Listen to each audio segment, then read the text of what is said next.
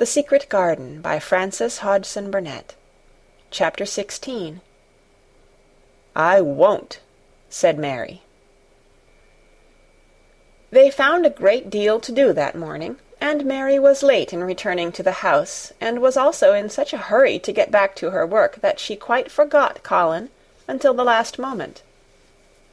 "Tell Colin that I can't come and see him yet," she said to Martha. "I'm very busy in the garden." Martha looked rather frightened. Miss Mary," she said, "it may put him all out of humour when I tell him that." But Mary was not as afraid of him as other people were, and she was not a self-sacrificing person. "I can't stay," she answered. "Dickon's waiting for me." And she ran away. The afternoon was even lovelier and busier than the morning had been. Already nearly all the weeds were cleared out of the garden, and most of the roses and trees had been pruned or dug about. Dickon had brought a spade of his own, and he had taught Mary to use all her tools, so that by this time it was plain that, though the lovely wild place was not likely to become a gardener's garden, it would be a wilderness of growing things before the springtime was over. "There'll be apple blossoms and cherry blossoms overhead," Dickon said, working away with all his might.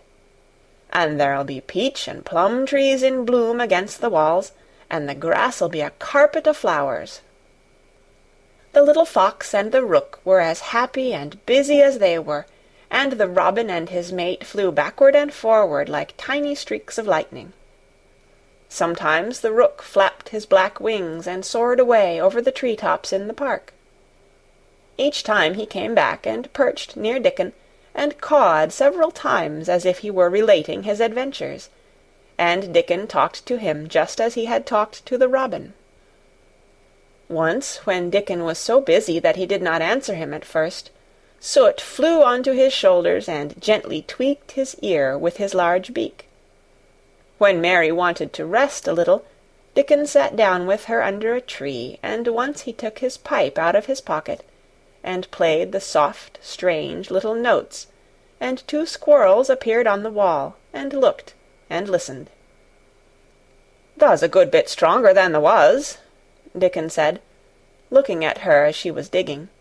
"Thou's beginning to look different for sure."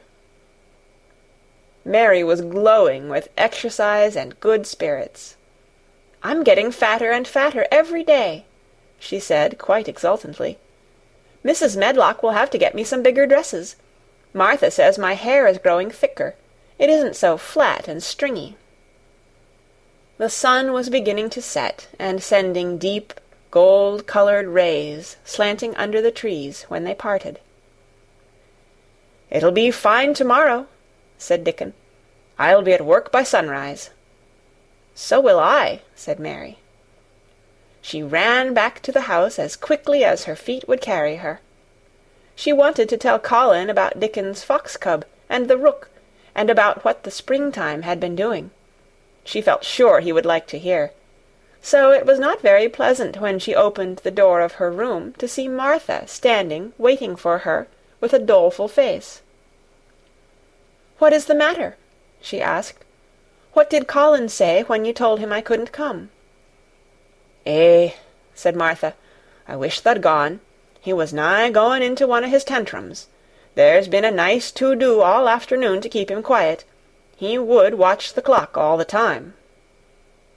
Mary's lips pinched themselves together. She was no more used to considering other people than Colin was, and she saw no reason why an ill-tempered boy should interfere with the thing she liked best.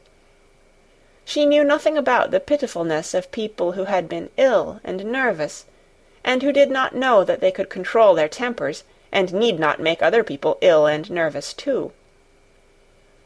When she had had a headache in India, she had done her best to see that everybody else also had a headache or something quite as bad.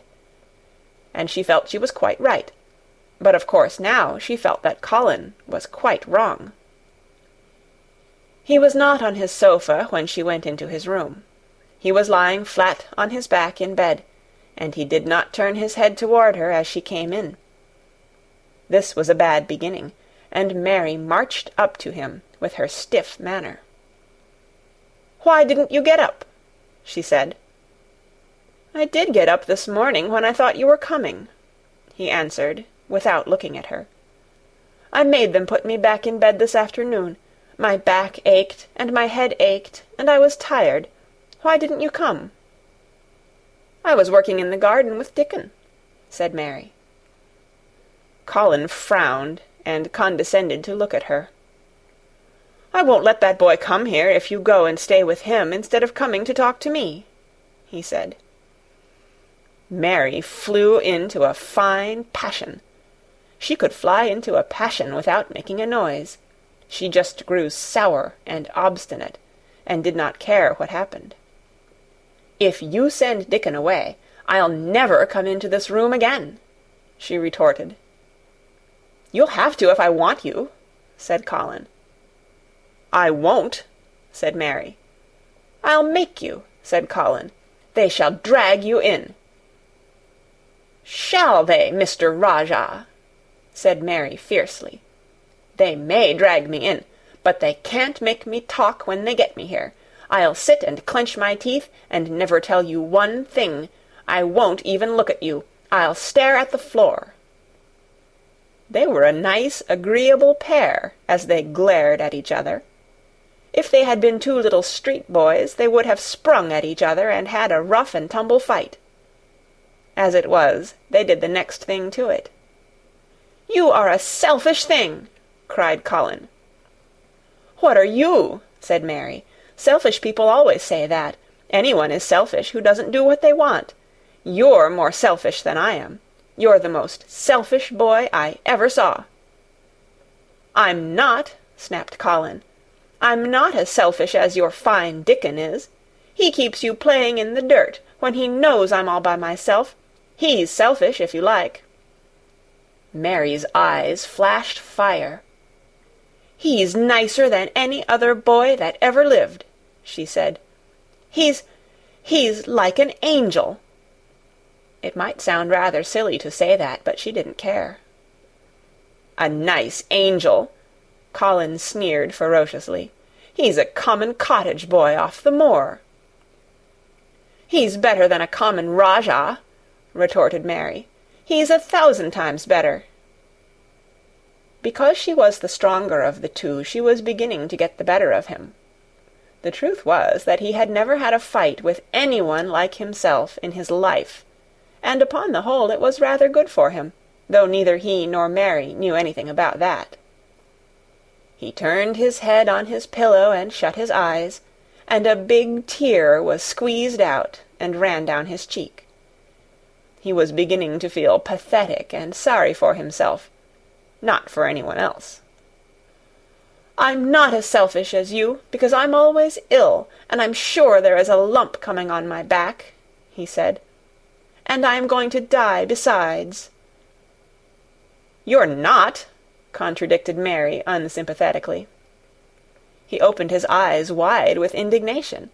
He had never heard such a thing said before. He was at once furious and slightly pleased, if a person could be both at one time. "I'm not?" he cried. "I am. You know I am. Everybody says so." "I don't believe it," said Mary sourly. "You just say that to make people sorry. I believe you're proud of it. I don't believe it. If you were a nice boy, it might be true, but you're too nasty." In spite of his invalid back, Colin sat up in bed quite in a healthy rage. "Get out of the room!" he shouted, and he caught hold of his pillow and threw it at her. He was not strong enough to throw it far, and it only fell at her feet, but Mary's face looked as pinched as a nutcracker. "I'm going," she said, "and I won't come back." She walked to the door, and when she reached it, she turned round and spoke again. "I was going to tell you all sorts of nice things," she said. "Dickon brought his fox and his rook, and I was going to tell you all about them. Now I won't tell you a single thing." She marched out of the door and closed it behind her, and there, to her great astonishment, she found the trained nurse, Standing as if she had been listening, and more amazing still, she was laughing. She was a big, handsome young woman, who ought not to have been a trained nurse at all, as she could not bear invalids, and she was always making excuses to leave Colin to Martha or anyone else who would take her place. Mary had never liked her, and she simply stood and gazed up at her, as she stood giggling into her handkerchief. "What are you laughing at?" she asked her. "At you two young ones," said the nurse. "It's the best thing that could happen to the sickly, pampered thing, to have someone to stand up to him that's as spoiled as himself." And she laughed into her handkerchief again. "If he'd had a young vixen of a sister to fight with, it would have been the saving of him." "Is he going to die?" "I don't know, and I don't care," said the nurse. "Hysterics and temper are half what ails him." "What are hysterics?" asked Mary. "You'll find out if you work him into a tantrum after this. But at any rate you've given him something to have hysterics about, and I'm glad of it." Mary went back to her room, not feeling at all as she had felt when she had come in from the garden. She was cross and disappointed, but not at all sorry for Colin. She had looked forward to telling him a great many things, and she had meant to try to make up her mind whether it would be safe to trust him with the great secret. She had been beginning to think it would be, but now she had changed her mind entirely. She would never tell him, and he could stay in his room and never get any fresh air, and die if he liked. It would serve him right. She felt so sour and unrelenting that for a few minutes she almost forgot about Dickon, and the green veil creeping over the world, and the soft wind blowing down from the moor. Martha was waiting for her, and the trouble in her face had been temporarily replaced by interest and curiosity. There was a wooden box on the table, and its cover had been removed, and revealed that it was full of neat packages. "Mr. Craven sent it to you," said Martha. "It looks as if it had picture books in it." Mary remembered what he had asked her the day she had gone to his room. "Do you want anything? Dolls, toys, books?" She opened the package, wondering if he had sent a doll, and also wondering what she should do with it if he had. But he had not sent one. There were several beautiful books, such as Colin had, and 2 of them were about gardens and were full of pictures. There were 2 or 3 games, and there was a beautiful little writing case with a gold monogram on it, and a gold pen and inkstand. Everything was so nice that her pleasure began to crowd her anger out of her mind. She had not expected him to remember her at all, and her hard little heart grew quite warm. "I can write better than I can print," she said, "and the first thing I shall write with that pen will be a letter to tell him I am much obliged." If she had been friends with Colin, she would have run to show him her presents at once, and they would have looked at the pictures, and read some of the gardening books, and perhaps tried playing the games, and he would have enjoyed himself so much he would never once have thought he was going to die, or have put his hand on his spine to see if there was a lump coming. He had a way of doing that which she could not bear. It gave her an uncomfortable, frightened feeling, because he always looked so frightened himself. He said that if he felt even quite a little lump some day, he should know his hunch had begun to grow. Something he had heard Mrs. Medlock whispering to the nurse had given him the idea, and he had thought over it in secret until it was quite firmly fixed in his mind. Mrs. Medlock had said his father's back had begun to show its crookedness in that way when he was a child. He had never told anyone but Mary that most of his tantrums, as they called them, grew out of his hysterical hidden fear. Mary had been sorry for him when he had told her. "He always began to think about it when he was cross or tired," she said to herself. "And he has been cross today.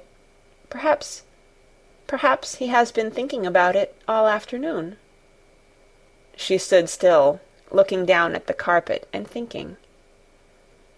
"I said I would never go back again."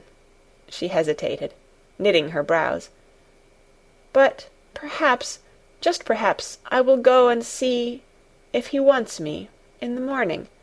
Perhaps he'll try to throw his pillow at me again. But I think I'll go. End of chapter 16. Read by Kara Schallenberg on February 4th, 2006, in Oceanside, California.